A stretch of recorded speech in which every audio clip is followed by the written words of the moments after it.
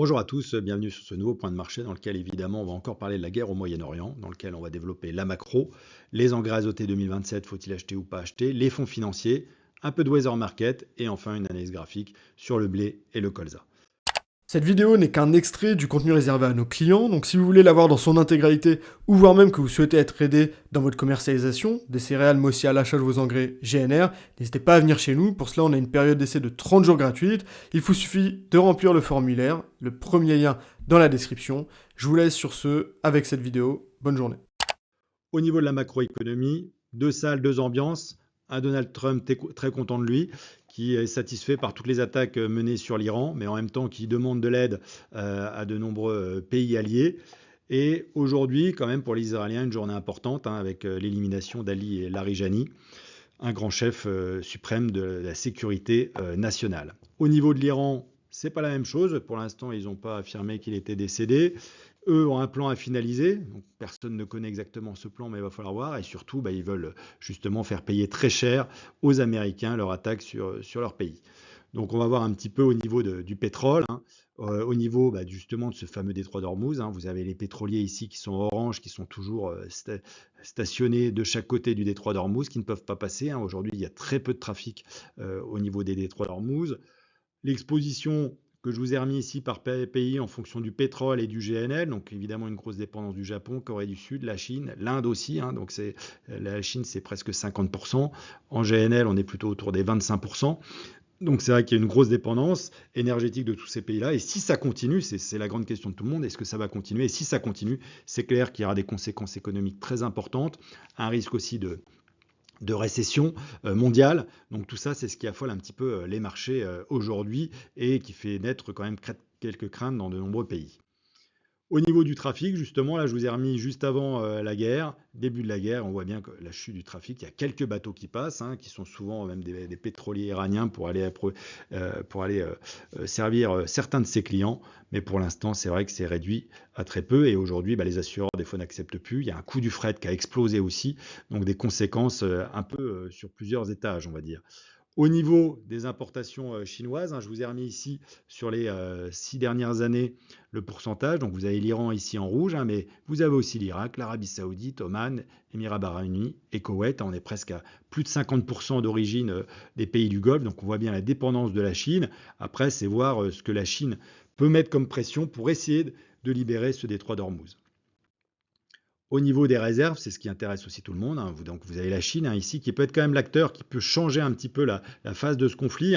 Aujourd'hui, on est entre 3 à 4 mois de stock stratégique, et c'est elle qui risque de mettre un peu de pression pour libérer ce détroit. Après, qu'est-ce qui pourrait faire aggraver encore cette situation-là? Donc, il y a le détroit d'Ormuz que je vous ai remis ici. Et après, il y a un autre détroit où au Yémen, ils parlent peut-être de le bloquer aussi pour envenimer évidemment la situation. Petite carte aussi pour voir justement tout le maillage entre les sites pétroliers, les sites gaziers. C'est une possibilité et que l'Iran a déjà commencé un peu samedi aussi à frapper des raffineries et différents sites stratégiques, en tout cas sur les énergies pétrole et gaz. Donc on voit que sur toute cette zone, il y en a beaucoup, énormément.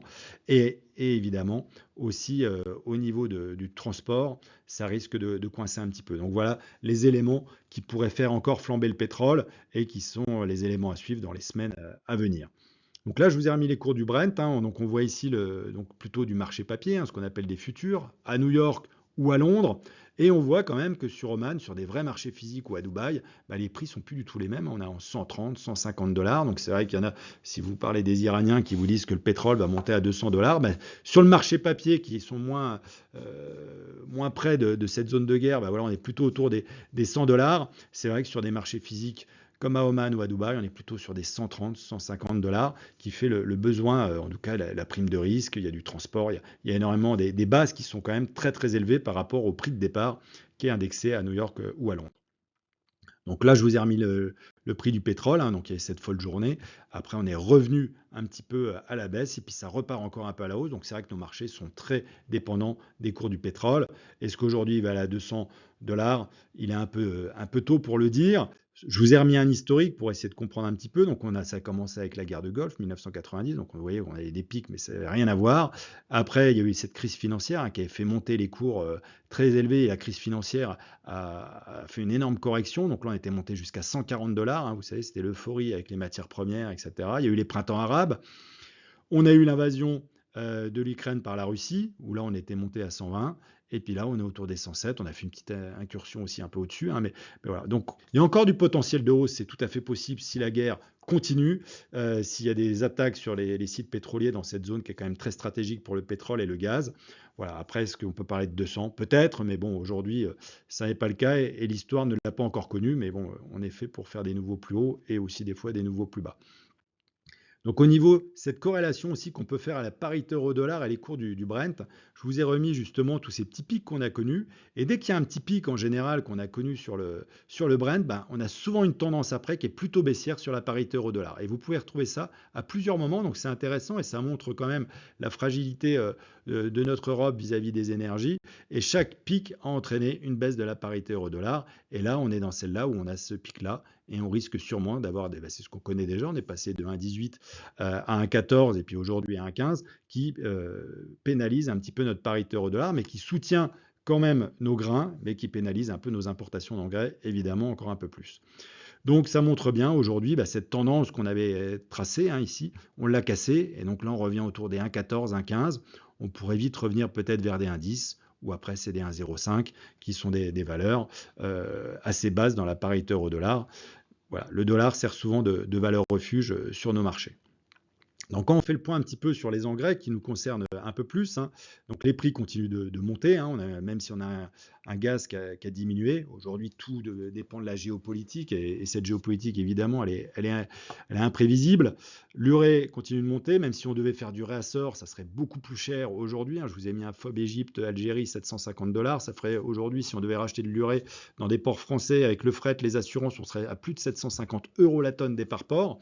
Donc voilà, aujourd'hui on rentre dans un monde de spéculation, de peur de ne pas avoir. Plus c'est vrai, le conflit va s'enliser, plus ça va être compliqué, puisque tout le monde va retarder ses achats. Il y a une demande mondiale qui va être là, et si elle a la demande et que l'offre est toujours limitée, les prix ne risquent pas de baisser très vite, ça c'est sûr. En solution azotée, on est passé à 430 euros des par port. Il y a toujours cette CBAM qui existe, ça n'a pas changé.